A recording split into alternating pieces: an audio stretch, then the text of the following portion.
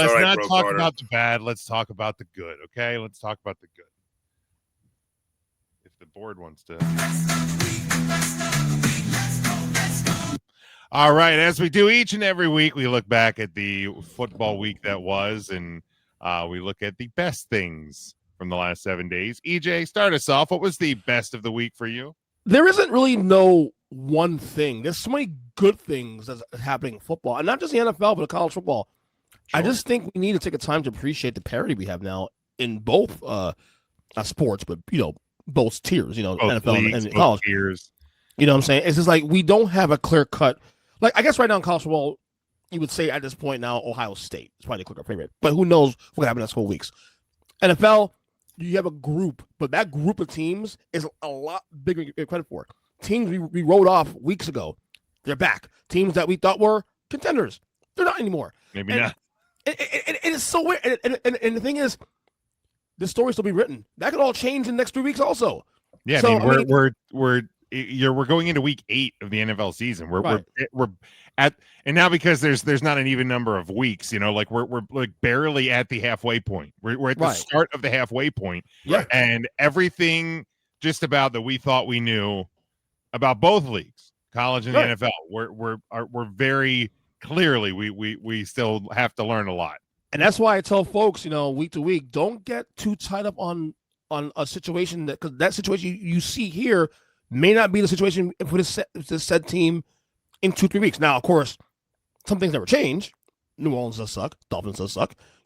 Titans suck. We know that. But everything else, even some of the weird. Oh, the bottom 5 was way easier to put together. Oh, Sean, without question. The bottom 5 was almost the bottom 5, just a no thinker. I was just without question. It looked. I shit you not. Took me like 2 minutes. 28th. I was like, is it this team or that team? Right. Yeah. But 30, 31, 4. 32 are pretty much cemented in at this point. Yeah. No lie. In the 5 years of doing this podcast, easily the easiest we can do bottom 5 I've ever done. Yeah. Oh yeah, I just got out of the way first. I was like, yeah, it's pretty clear. I had that written down. I had to wait till 1 a.m. this morning to really kind of finalize where my top 10 was because there was a team involved that played into that more on that later night. So yeah, we'll talk about that in a little bit. But yeah, EJ, like to your point, there was a lot of Notre Dame fans that were mad that the Irish only moved up 1 spot this week after beating USC. And I would go, look, we can get mad all we want, okay? Yeah.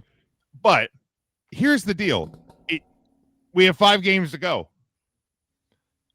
It doesn't matter what we're ranked on October 21st because we have 5 games in front of us. If Notre Dame wins those 5, they're in the playoff. If they lose any of those 5, they are not in the playoff. Not like we're ranked 12th, by the way, which means in the next 5 games, theoretically speaking, because the AP poll and the college football playoff are not always different. But theoretically speaking, we have to move up 1 spot over 5 games. If you don't think that's going to happen, you're out of your mind because the teams above you have to play each other still. You have rivalry games. You have conference championship games. Yeah. You have a whole bunch of things that will involve multiple teams up ahead of us. Also, I know it's spooky season, but EJ, is your place haunted up there? I feel like it was like a phantom chairs and things moving. Well, maybe parked on a hill, so like the bungee cords are. Sorry, he's got animatronics up there, just chairs. Got a lot of things going on here. I got my sons, my youngest son was hang out with for a little bit, so Happy Halloween from Eagles Tours. Got ghosts in here. But Sean, what was your best of the week? Well, for my best of the week, we're going to have to go all the way back almost a full week ago to Thursday Night Football. And the story, I mean, it could easily have just been the QB matchup that everybody was dreading going into the game, turning into arguably one of the best head-to-head quarterbacks. What are they calling the Ben Gay Bowl, the icy hot bowl? Yeah, they were making fun of these two left and right. And the OG Bowl. The 2 grizzled veterans put on a show. And one half of that duo put on the show. And Joe Flacco, to me, the Iron Man, the grizzled vet, the pull him out of retirement, I got nothing better to do. Joe Flacco is by far my best of the week. Coming out in a game where, I mean, everyone's saying, well, you got no offensive line. Well, Joe Flacco's smart. and Joe Flacco knew he had about 2.2 seconds to get rid of the ball on any given play. And he studied that route tree. He knew exactly where everyone was going to be 2 seconds into his progression, and he just read which one was going to be open the fastest. And guess what? It's usually Jamar Chase. Like if I have 2 seconds to throw the football and I have to go, I need the one most likely to be open in 2.5 seconds. Of course, I'm going to target Jamar Chase 30 times. Oh shit! Like who else are you going to throw to? So, but I mean, to come into that game, and I mean, Aaron Rodgers has the benefit of playing the Bengals defense, which has surged. I will give them credit. They've gotten better. They've gotten the presence better. of Joe Flacco and the presence of something to be excited about. That defense has stepped up more than they have all year. This is true. But Joe Flacco, 31 of 47, 342 yards, 3 touchdowns, and the big number, 0 interceptions. To be able to do that and to do it quickly and do it efficiently, it forced Pittsburgh to pursue him first, which is bizarre. Like to think like our main goal is to get to Joe Flacco. Easier said than done. But it opened up holes for Chris Brown, who had his first 100-yard day of the year. I mean, everything looked on point for that offense. So yeah. I'm not saying that they're a front runner to catch Pittsburgh. I'm not saying anything. I'm just saying that for this week, they've opened the door for the AFC North. Right. They have shown the world that, hey, Cincinnati's not dead yet. And the big man, Joe Flacco, is the reason why. So he's your best of the week, at least from this. I mean, they've played 7 games. Steelers have had their bye. Steelers are 4-2. Bengals are 3-4. So, and again, it doesn't mean that they're a lock by any stretch of the imagination, but they look much more alive than we gave them credit for. And again, we're barely starting the halfway mark of the season. Yeah. The Bengals are currently 9th in the AFC standings. Not to knock on Flacco, because Flacco deserves the credit. 2 spots. Flacco deserves the credit, obviously, but this only works if the O-line holds up. It only works. Sure. And to their credit, they did that on Thursday. That was the reason they won that game. Well, I mean, they held up as good as they could because Joe Flacco had a few, like 3 or 4 that I saw where he didn't like the first look, tried to make a second, right, and then just ate it. Like, but most of the game, I would say the line held up. Like they couldn't get pressure on him for most. At the very least, they would give him a pocket to step into. Right, give him 2-3 seconds at tops, and he's going to be able to move that. And here's the thing that we got to look at now, because Bengals lose that game on Thursday. They're probably thinking themselves like, "This is fucking. We're done now. We're now 2-5. We're done. Now you're 3-4, as Jim just said. Okay, the Steelers are 4-2. Yes. But they're not impressive. They're not pulling away. This is exactly why we said the Ravens are still in this thing, as we all mentioned a couple weeks ago. Okay? The Bengals now, their priority is this.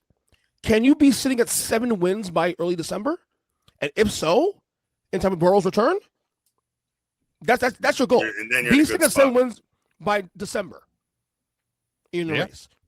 So that's the goal of the Bengals at this point now. Well, I mean, they are at the Jets are going. No, the goddamn Jets. This week, then they host the Jets, they host the Bears, then they have their bye week, then they come out and they close out November at Pittsburgh versus New England and at Baltimore. So that's there's a couple of rough games there, but you've already beaten Pittsburgh, right? Mm-hmm. This week should be a win. Again, not putting the cart before the horse because here we are. We still don't know anything. Because this season's still drunk. But it should be a win this week. Chicago, beatable. They look better than expected, but beatable. Pittsburgh, beatable. New England, again, better than expected, but probably still beatable. And Baltimore, we don't know what they're going to be because they're 1-4, 1-5, but Lamar Jackson will be back. Hopefully Derrick Henry will be back on track. Hopefully if the defense gets back on track, but who knows? But they may have a shot. December looks pretty tough as well. Buffalo, Baltimore, but then you get Miami, Arizona, and Cleveland to close out the year. So they have a easy final 3 if you can get through a little bit of a gauntlet. Yeah, like I said, if I had a bet on it, I would bet against it because I just don't trust the offensive line to hold up. That's the thing. But again, this has been a wacky year. We're Sure. 7 weeks in. Every week we see something, And again, something hold shocking. up. And yeah, are they going to hold up to give him a 10-second pocket? Probably not. But Joe Flacco, much smarter than the alternative in Cincinnati. He's going to get the ball out quick. He's going to give his playmakers a shot. Yeah. And also, I'm certainly not one to give credit to QA Ron by any stretch of the imagination. But that, first off, he played well. But that Hail Mary, 70 yards in the air, that's absurd at 106 years old. You got flashbacks, didn't you? You got That's wild flashbacks. stuff. That's pretty impressive. I'll give him. I'll give credit where credit is due. I don't have to like him, but I'll give credit where credit's due for sure. My best of the week, and either option was going to be a homer one, and if you guys have any others, maybe we can rattle them off real quick. Okay. But I'm going to stay in college football for this one, and I will hit the button because I don't care. Homer. Notre Dame brings home the Jewel Shillelagh for the third year in a row, 7th out of the last 8, 11 out of the last 15 since 2010, in what could be the final meeting between Notre Dame and USC for the foreseeable future, because Lincoln Riley and the USC Trojan are cowards. That's fine. Run with your tail between your legs. We'll find somebody else to beat They're up good on now. They're good. But yeah, Notre Dame getting the job done. Can't we just play someone normal in a rainy, messy South Bend Saturday night that tested my patience to everybody the imagination. I even made I checked out of the game and put on an episode of Ted Lasso to recenter myself. He did.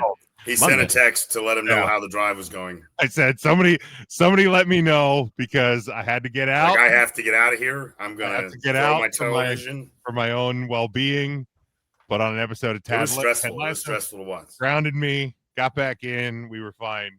But the Irish keep winning. Ryan says in the comments here, I'm just here for EJ's bad take. You come to the right place. Well, aren't we all? It's the only place to get. Yeah, that's right. Come to the right place. Or his 19 other podcasts, all just. Yes, that too also. Devin says it. And Devin says at least Penn State had the common sense to fire their head coach. Miami might not fire him until God knows when at this point. They should fire him and get a good spot for the NFL.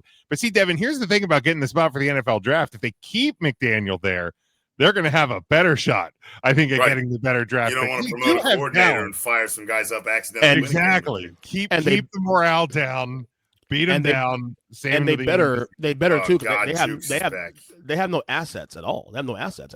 No. And here's the thing: if you consider and say get rid of Tua, here's a reality situation. If you cut Tua right now, the rumor was that you have dead cap money of somewhere in the neighborhood of $70 million. It's a lot. Okay, so you're stuck with Tua probably for another year or so at least.